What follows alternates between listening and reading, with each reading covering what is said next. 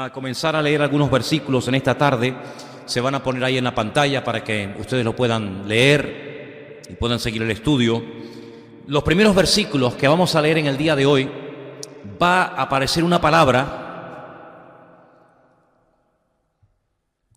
que tiene que ver con el Señor Jesús. Es uno de los nombres, es una de las palabras que se utilizan en el Antiguo Testamento para hablar de Él, y vamos a hablar un poquito acerca de esta palabra y algunas cosas más. Vamos a comenzar por el libro del profeta Isaías, el libro del profeta Isaías, el capítulo 4, el versículo 2, dice lo siguiente, y ahí aparece la palabra que vamos a estar viendo en esta noche. Y dice: en aquel tiempo el renuevo del Señor será para hermosura y gloria, y el fruto de la tierra para grandeza y honra a los sobrevivientes de Israel. La palabra que vamos a ver, que se va a repetir en los versículos que vamos a leer en esta noche, es la palabra renuevo, el renuevo. Esa palabra en hebreo es la palabra zemá. Se puede traducir por renuevo, se puede traducir por retoño, y también es la palabra que se emplea para la palabra planta. Planta, renuevo, retoño, es exactamente la misma. Y es una palabra que se emplea para hablar del Señor Jesucristo. Es una palabra que tiene que ver con el Mesías. En aquel tiempo, el Mesías, el renuevo del Señor, será para hermosura y para gloria. En el mismo libro de Isaías, el famoso capítulo 53, que describe los sufrimientos del Mesías, dice: subirá cual renuevo delante de él y como raíz de tierra seca. No hay parecer en él ni hermosura. Le veremos más sin atractivo para que le deseemos. Capítulo 53 de Isaías es el capítulo prohibido, que en Israel no dejan que se lea. Dicen que es un capítulo demasiado mesiánico para algunos y lo tienen ahí como aparcado, no se puede leer. Y ahí aparece nuevamente la palabra renuevo, semá, que es una palabra que se utiliza única y exclusivamente para hablar del Mesías. Vamos a saltar a otro profeta, al siguiente, a Jeremías, capítulo 23, versículo 5. He aquí vienen días, dice el Señor, en que levantaré a David, ahí hay un dato muy importante, levantaré a David renuevo justo, reinará como rey, el cual será dichoso y hará juicio y justicia en la tierra. No solamente se habla de la venida del Mesías, sino se dice que ese renuevo está entroncado, está enraizado con la tribu de Judá, que era la tribu a la que pertenecía el rey David. Será un renuevo justo, reinará como rey. Hay un dato ahí también muy significativo. Seguimos en Jeremías 33, versículo 15. En aquellos días y en aquel tiempo haré brotar a David un renuevo de justicia, y haré juicio y justicia en la tierra. En todos los versículos que estamos leyendo podéis comprobar que aparece la palabra renuevo, porque son capítulos, son versículos, repito, que hacen referencia a la venida, a la aparición del Mesías. Tenemos dos más en el libro del profeta Zacarías, penúltimo libro del Antiguo Testamento, capítulo 3, verso 8. Escucha pues ahora, Josué, sumo sacerdote, tú y tus amigos que se sientan delante de ti, porque son varones simbólicos. He aquí yo traigo a mi siervo el renuevo. Es una persona. Añade: mi siervo el renuevo, el retoño de la tribu de Judá, entroncado con el rey David. Y el último versículo que vamos a leer, de momento, que también está en Zacarías, capítulo 6, versículo 12, dice: y hablarás diciendo: así ha dicho el Señor de los ejércitos, diciendo: he aquí el varón, un dato más, el varón cuyo nombre es el renuevo, el cual brotará de sus raíces y edificará el templo del Señor. Estos 6 versículos que hemos leído, en Isaías, en Jeremías y en Zacarías, aparece la palabra renuevo. ¿Qué es un renuevo? ¿Qué es un retoño? Bueno, según el diccionario, Es un vástago que echan los árboles o las plantas después de haber sido podados o cortados. Podemos decir en cierto sentido que el Señor Jesucristo, y es así, es el retoño, ¿verdad? Es el renuevo, la planta que surge de la tribu de Judá, porque no podía ser de otra manera, y a través de la tribu de Judá vendría la salvación, es decir, vendría nuestro Señor Jesucristo. Hace unos días vi en el norte cómo estaban en una avenida podando todos los árboles, pero el que no entienda, parece que lo que están haciendo es daño, porque lo dejaron el tronco pelado. No es que estaban cortando unas cuantas ramas y nada más, sino que lo dejaron totalmente pelado, aparentemente muertos, los mataron. Pero ya veréis cómo dentro de poco tiempo van a retoñar. Comenzarán otra vez a salir las ramas, las hojas, y lo que se le ha hecho es un favor. Bueno, pues eso es lo que tiene que ver con el Mesías. Si hay un momento en la historia en el que parece que desaparece la monarquía a través de David, parece que el reino ha desaparecido. De ahí la pregunta que le hicieron al Señor Jesucristo antes de la ascensión: ¿restaurarás el reino antes de marcharte? Era la preocupación que ellos tenían, ¿verdad? Porque ellos sabían que había una profecía, muchas profecías, que hablaban acerca de que la monarquía retoñaría y de que del linaje de David, un descendiente de David, pues sería nada más y nada menos que el Mesías. Ahora, a lo largo de la historia, Dios fue haciendo pactos con diferentes personas. Hizo un pacto, por ejemplo, con el primer patriarca Abraham. La señal de ese pacto era la circuncisión. Hizo un pacto con Noé, ¿sí?, de no volver a destruir la tierra. La señal de ese pacto fue el arco iris. Pero con David hizo un pacto, y vamos a ver en qué consistía concretamente ese pacto. Vamos a ir a dos porciones: Segunda de Samuel 7 y Primera de Crónicas 17. Repito, Segunda de Samuel, 7, y voy a leerles literalmente para que vean en qué consistía aquel pacto, aquella promesa que el Señor le hizo en un momento determinado a David. Segunda de Samuel, capítulo 7, versículo 12. Y cuando tus días sean cumplidos, el Señor le está hablando a David, y duermas con tus padres, yo levantaré después de ti a uno de tu linaje, el cual procederá de tus entrañas, y afirmaré su reino. Versículo 13. Él edificará casa a mi nombre, y yo afirmaré para siempre el trono de su reino. Yo le seré a él padre, y él me será a mí hijo.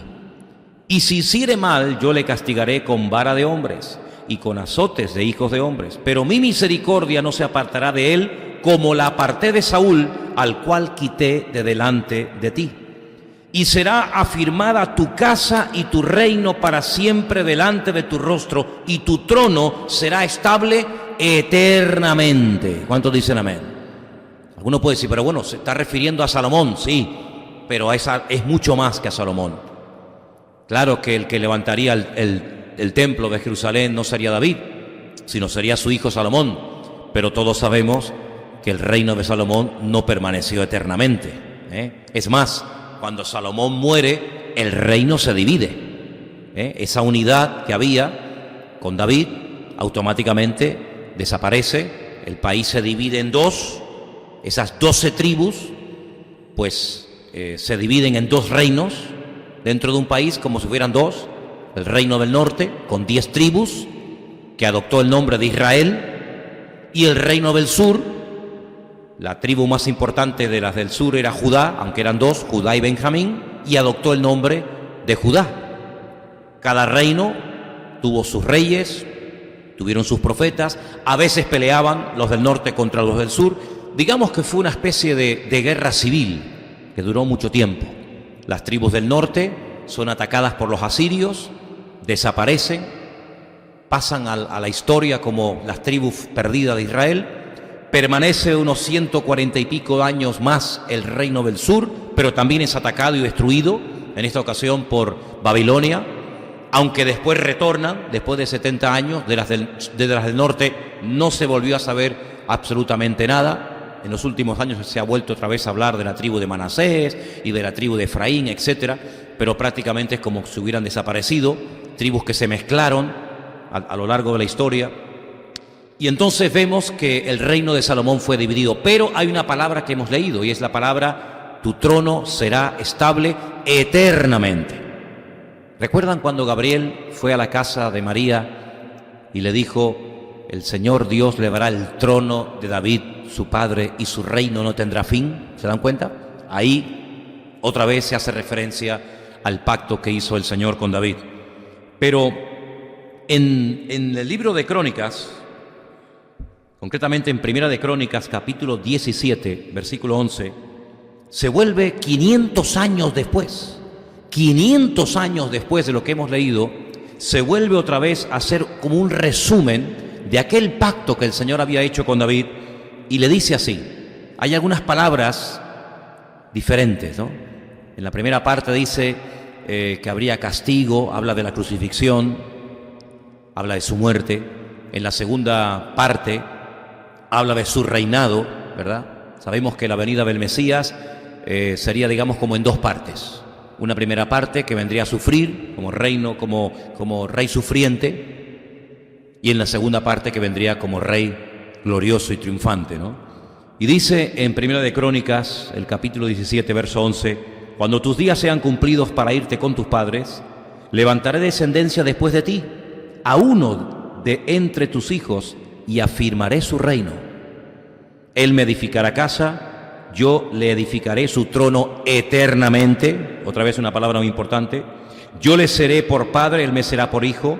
No quitaré de él mi misericordia como la quité de aquel que fue antes de ti, hace referencia a Saúl, sino que lo confirmaré en mi casa y en mi reino eternamente, y su trono será firme para siempre. Por lo tanto, no está hablando de Salomón, sino que está hablando de ese rey triunfante y glorioso, cuyo reino sería un reino eterno, y el único reino eterno que va a permanecer por la eternidad es el reino de nuestro Señor Jesucristo. ¿Cuántos dicen amén? Daniel tuvo una visión donde dice que vio a cuatro reinos que iban a tener una relación muy directa con el pueblo de Dios, con el pueblo de Israel, y eran los babilónicos, los medos persas, los griegos, los romanos. Pero dice que cuando aquella imagen, que estaba formada por cuatro materiales, se derrumba por una piedra que cae de la montaña, dice que esa piedra se hace un enorme monte y se convierte en un reino eterno. Esa es la forma de definir Daniel, o de describirnos Daniel, el reino eterno de nuestro Señor Jesucristo. Ahora, sabemos que en este momento la cruda realidad es que el Señor no está reinando sobre las naciones de la tierra, ¿verdad? Sabemos que entre su primera venida y entre su segunda venida hay un intervalo de tiempo que es este periodo de gracia en el cual estamos viviendo nosotros hoy en día, pero sabemos y estamos plenamente convencidos que así como se cumplieron todas las profecías relacionadas con su primera venida, todas las relacionadas con su segunda venida, que tienen que ver con su monarquía, con el establecimiento del reino eternamente y para siempre, también se van a cumplir. ¿Cuántos dicen amén? Por supuesto que sí.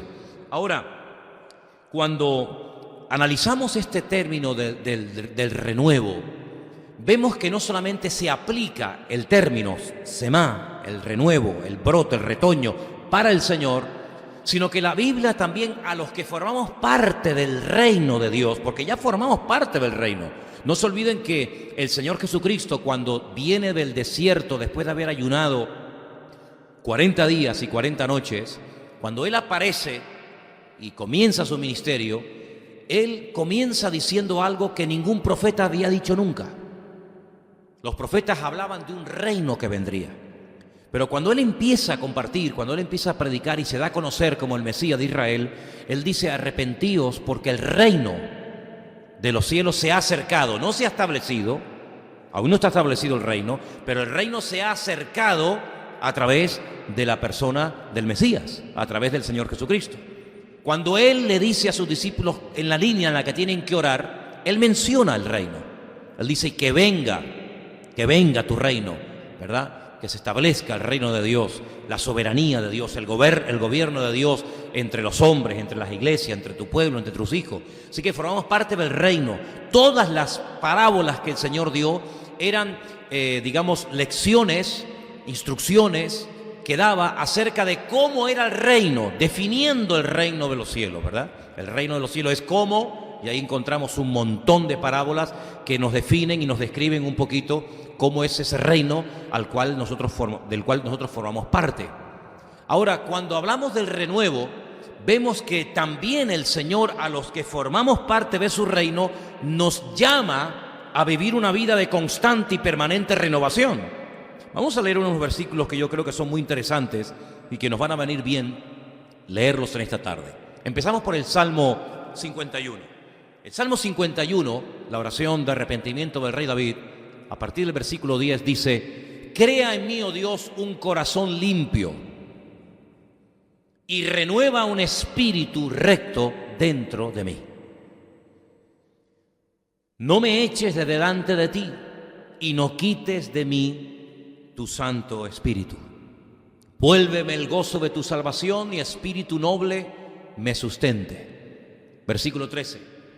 Entonces enseñaré a los transgresores tus caminos y los pecadores se convertirán a ti. Líbrame de homicidios, oh Dios, Dios de mi salvación. Cantará mi lengua tu justicia. Y así podríamos leer el resto del Salmo. Una de las cosas que David le pide al Señor en oración es que lo renueve. Que lo renueve. Ahora, estamos hablando de David. No estamos hablando de una persona cuya característica principal de su vida era la religiosidad, la monotonía, sino todo lo contrario.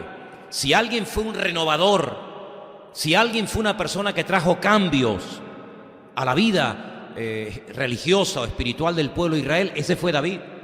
Él le enseñó al pueblo a cantar, él le enseñó al pueblo a danzar. Él le enseñó al pueblo cómo tenían que organizarse para que cuando instituyeran el templo de Jerusalén hubiera un ciclo constantemente de alabanza y de adoración.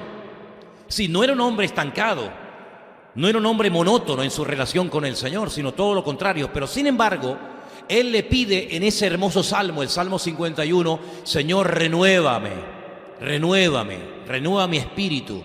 Y creo que debe ser una oración que todos y cada uno de nosotros debemos de hacerle muy a menudo al Señor. ¿Estamos de acuerdo? Renuévanos, Señor. Que no caigamos en una monotonía, en una rutina de hacer las cosas, bueno, porque hay que hacerlas, ¿no? Venimos a la iglesia porque hoy es jueves, ¿no? Sino que verdaderamente haya un renuevo, un rebrote, una vida constantemente fluyendo en nuestros corazones en cuanto a nuestra relación con el Señor. Pablo, el apóstol Pablo, que es un hombre que no solamente llevó el Evangelio a lugares donde nunca nadie había llevado la palabra de Dios, es una persona que a través de las cartas que después les escribe a esas congregaciones que él estableció, él apela mucho al tema de la renovación espiritual. Por ejemplo, en Romanos, capítulo 12, ese capítulo tan conocido, titulado Los deberes cristianos, en el versículo 2 del capítulo 12, le dice a los hermanos: no os conforméis a este siglo, sino transformaos por medio de la renovación de vuestro entendimiento. David pedía en el Salmo 51 la renovación de su espíritu, pero Pablo ahí dice la renovación de vuestro entendimiento, habla de la mente, los pensamientos, para que podáis comprobar cuál sea la buena voluntad de Dios, agradable y perfecta. En otras palabras, el apóstol Pablo sabía perfectamente que muchas veces no crecemos y no maduramos porque la forma como hemos pensado durante toda nuestra vida a veces se nos vuelve en contra. Quiero solamente recordarles que una vez, cuando hablamos acerca del retorno de las tribus del sur, de Judá y de Benjamín, a Jerusalén, y que tenían la obligación de reconstruir la ciudad y levantar las murallas y volver otra vez a poner en funcionamiento el templo, cuando el profeta Ageo, que apareció por allí y les dice: ¿cómo tenéis abandonada la casa de Dios? ¿Qué habéis hecho en estos 16 años? Sí, no lleváis aquí una semana, que todavía están organizándose a ver cómo empezamos, por dónde empezamos, qué hacemos, sino que ya ustedes llevan 16 años. ¿Y en estos 16 años qué habéis hecho? Yo veo que la casa de Dios la habéis empezado, pero no la habéis terminado. Se ha quedado todo a medias. Muchos planes, muchos proyectos, muy buenas ideas, pero aquí no funciona nada. Y la respuesta de los líderes, tanto políticos como religiosos, incluso del pueblo, es que aún no ha llegado el tiempo. Aún no ha llegado el tiempo. Entonces él se les quedaba mirando y los confrontaba y les decía, pero ¿cómo que aún no ha llegado el tiempo? ¿Es que no os pareció suficiente milagro el que después de 70 años de cautiverio en Babilonia, el rey de ese momento os permitiera y os financiara vuestro viaje y vuestros gastos? ¿No os pareció suficiente milagro? Sin embargo, para vuestras casas hermosas y para desarrollar vuestra vida de confort y de estabilidad, para eso sí es el tiempo. Pero sin embargo, para la casa del Señor, dicen ustedes que no es el tiempo. ¿Cómo puede ser que para las cosas de ustedes sí es el tiempo y para las cosas del Señor aún no hay? 6 les dice, miren qué texto tan interesante. Por tanto, no desmayamos, antes aunque nuestro hombre exterior se va desgastando, el interior, no obstante, se renueva de día en día. ¿Cuántos dicen amén? Es decir, que así como por fuera el cuerpo se va deteriorando y desgastando, debería ocurrir lo mismo, pero a la inversa, en nuestro hombre interior. Uno se va desgastando, el otro se va renovando de día en día. Eso debería ser lo normal en la vida de todos y de cada uno de los hijos de Dios. También a los hermanos de Éfeso, otra iglesia importante que Pablo pastoreó durante un tiempo, les dice algo muy interesante, capítulo 4, verso 23, renovaos en el espíritu de vuestra mente. ¿Veis cómo el tema de renovarse no es algo opcional, sino es un mandato, es una obligación, es un deber de cada creyente? Renovarse o morir, decía alguien, ¿no? Tenemos también un último texto en Colosenses, capítulo 3, versículo 10, fíjense a los romanos, a los efesios, a los colosenses. Revestíos del nuevo hombre, el cual conforme a la imagen del que lo creó se va renovando hasta el conocimiento pleno. Es decir, vemos que el término de renovarse es algo que tiene que ser habitual y común en la vida de todos y de cada uno de nosotros. ¿Y qué es lo que tenemos que renovar? Creo sinceramente que no solamente los pensamientos, sino creo que a veces también nuestra conducta, nuestro comportamiento. Alguien dijo en cierta ocasión, si hacemos siempre lo mismo, no podemos esperar cosas diferentes, ¿verdad? Renuévate en tu relación con el Señor, renuévate en tu estudio bíblico, ¿verdad? No lo hagas algo monótono y aburrido, renuévalo. Les propongo a todos ustedes que se compren una Biblia nueva de paquete y que empiecen el día 1 de enero con una Biblia nueva. Puede ayudarles, úsenla, trabajenla, memorícenla, subráyenla si es necesario, cómprese una libreta, ¿verdad? Si ya la silla de tu escritorio, de la oficina, donde te sientas a estudiar la Biblia, ya está un poco desgastada, oye, cómprate una silla nueva, cómprate una libreta, un bolígrafo nuevo, ¿verdad? Renuévate, hermano, renuévate en todos los aspectos. No puede ser que estés siempre igual, orando siempre igual, con los mismos problemas, con las mismas dificultades.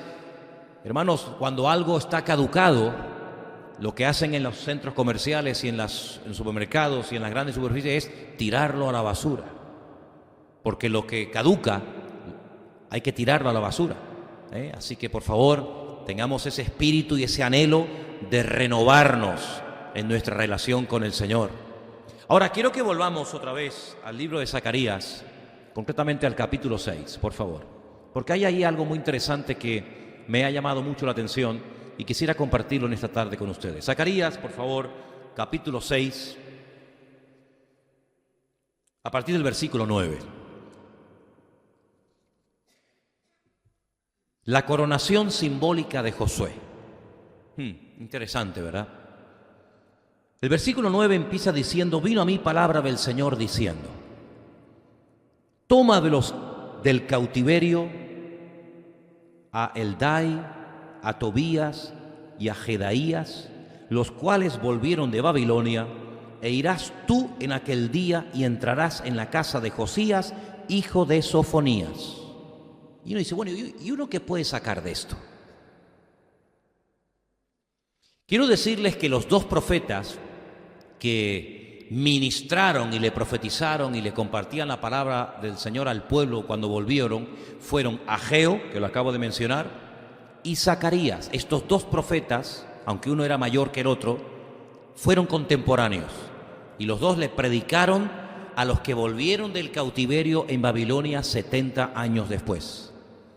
Y concretamente al profeta Zacarías, el Señor le da esta palabra, y quiero que prestes atención a los nombres que aquí se mencionan, porque por algo se tienen que mencionar.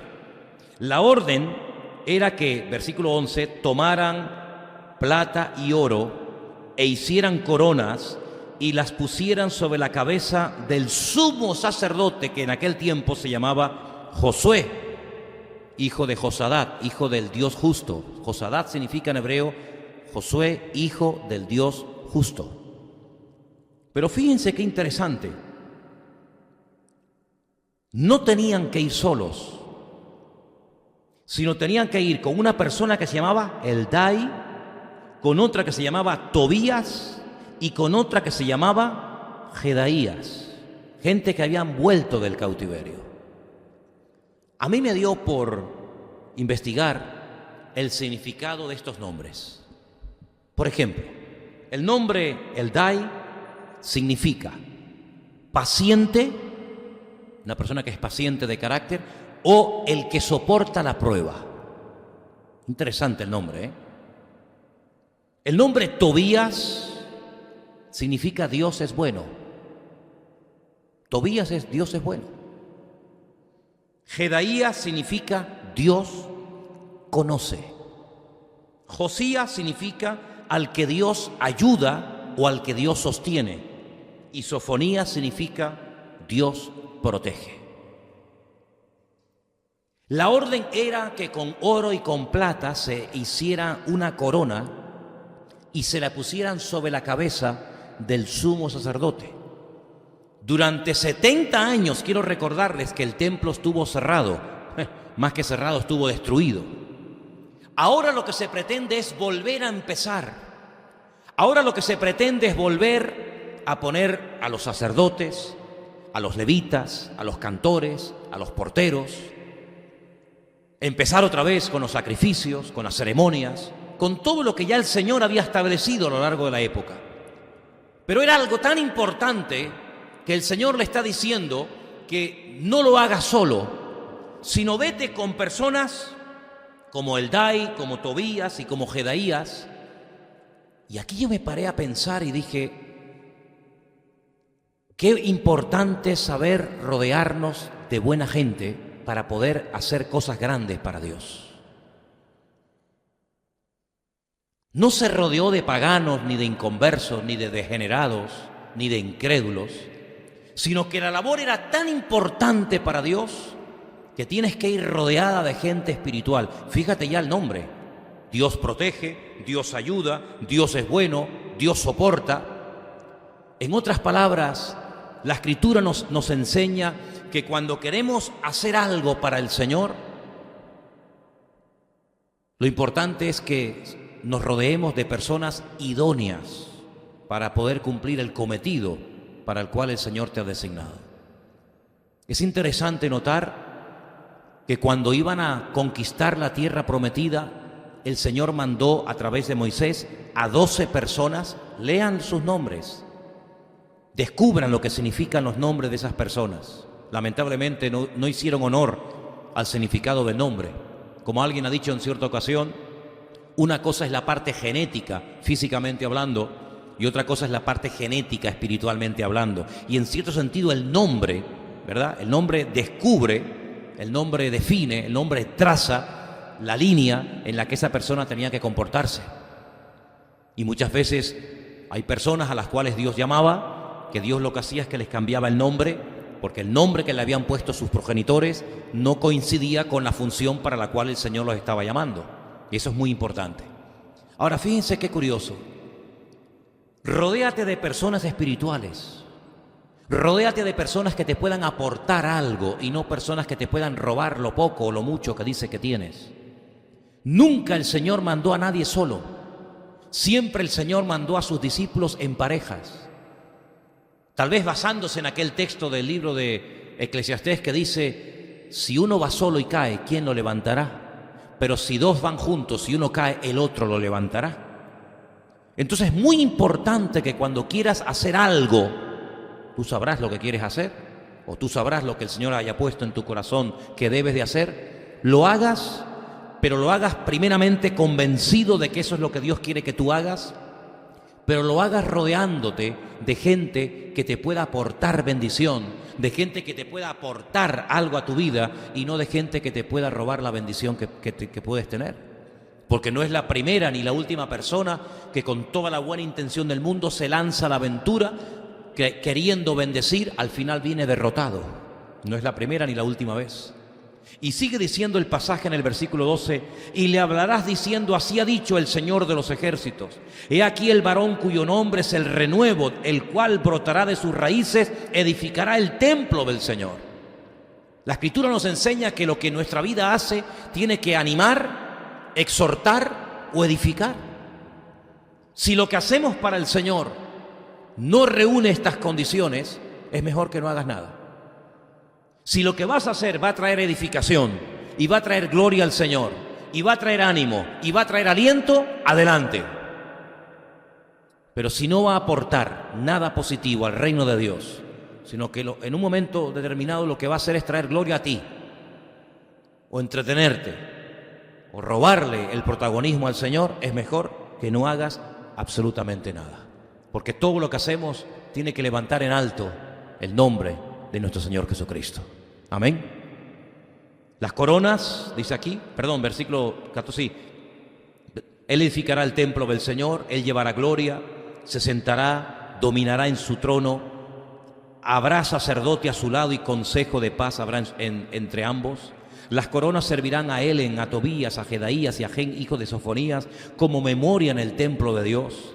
Y los que están lejos vendrán y ayudarán a edificar el templo del Señor, y conoceréis que el Señor de los ejércitos me ha enviado a vosotros, y esto sucederá si oyereis obedientes la voz de vuestro Dios.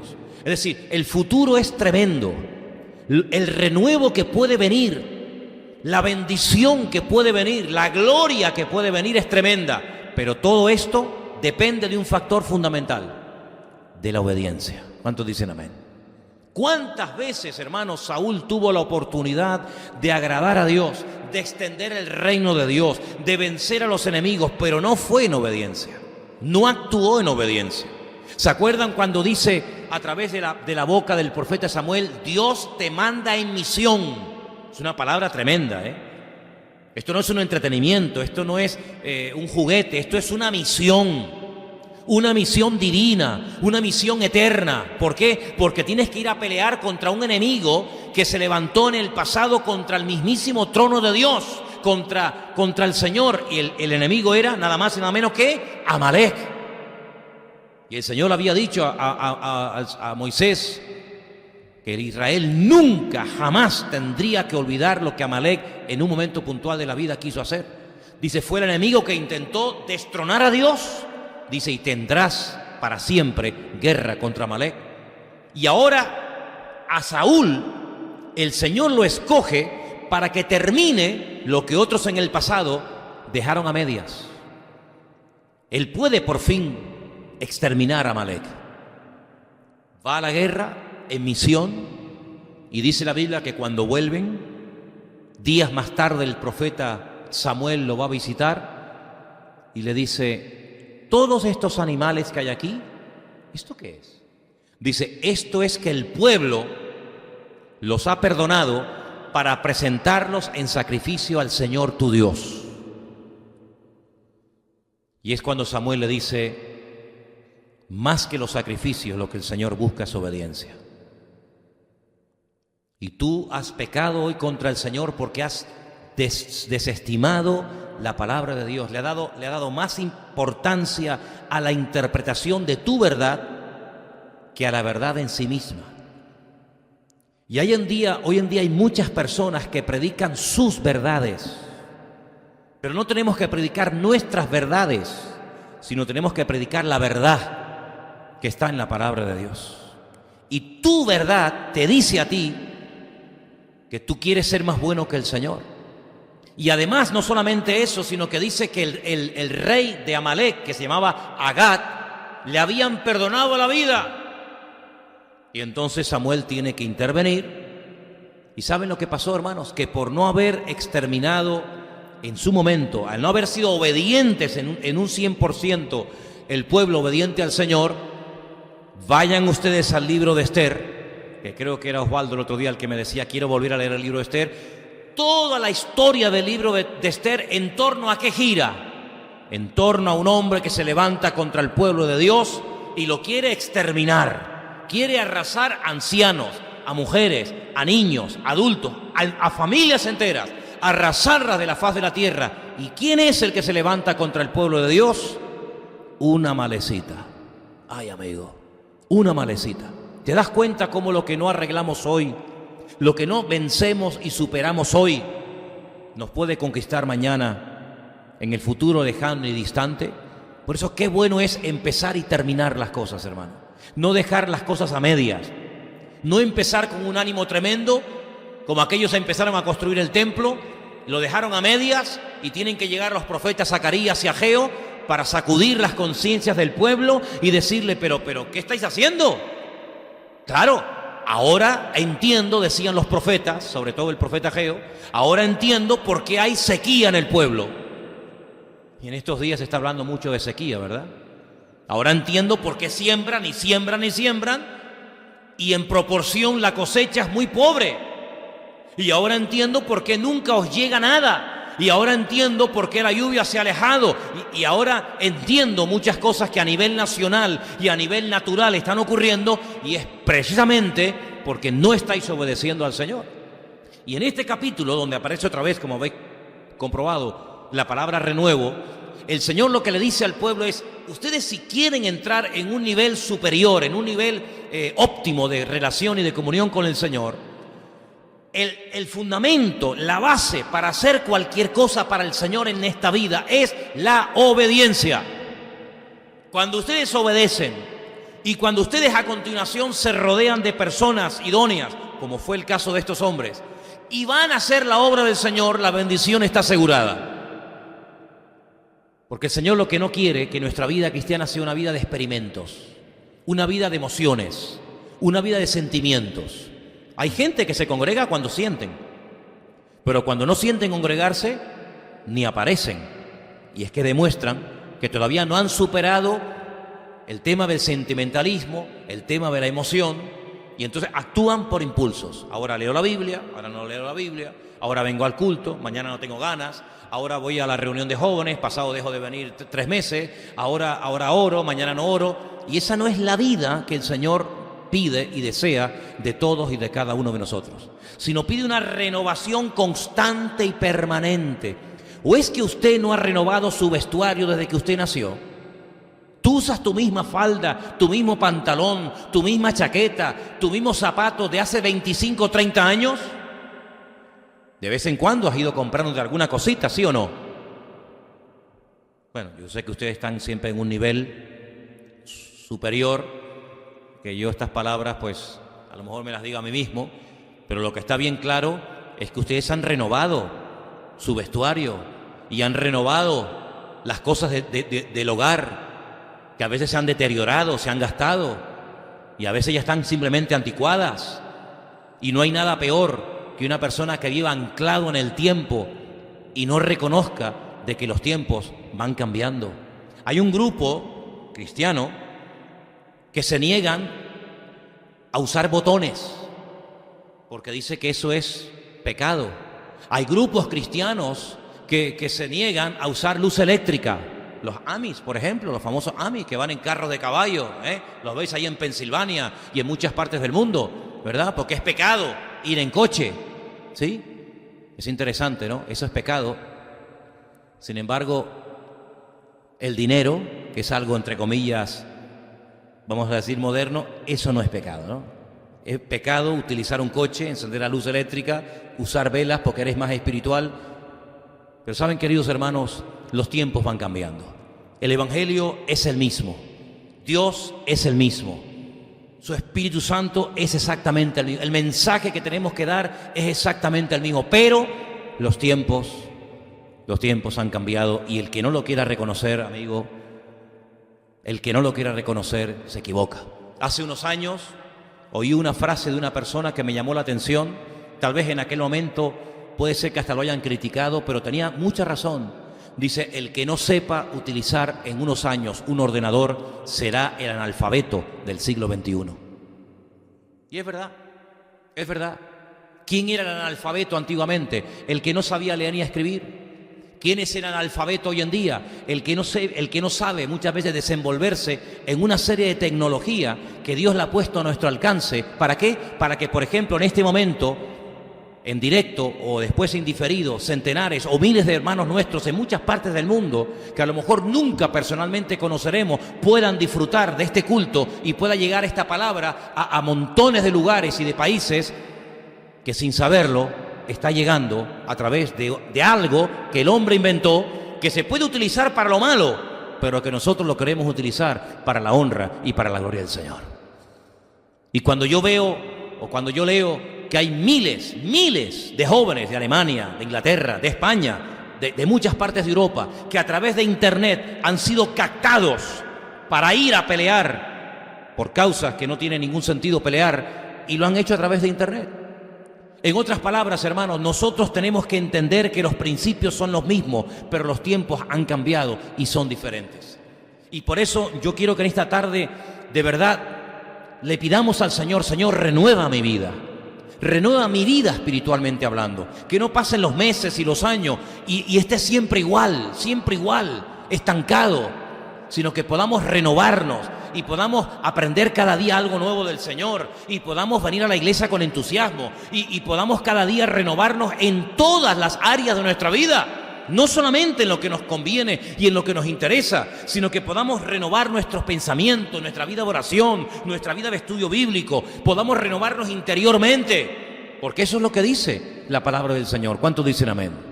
Y quiero decirles que en cuanto a este tema del renuevo, a mí me llama la atención porque durante siglos, hermanos, durante muchos siglos, el pueblo de Israel, no todos, pero muchos, perdieron la esperanza de que las profecías algún día se cumplieran.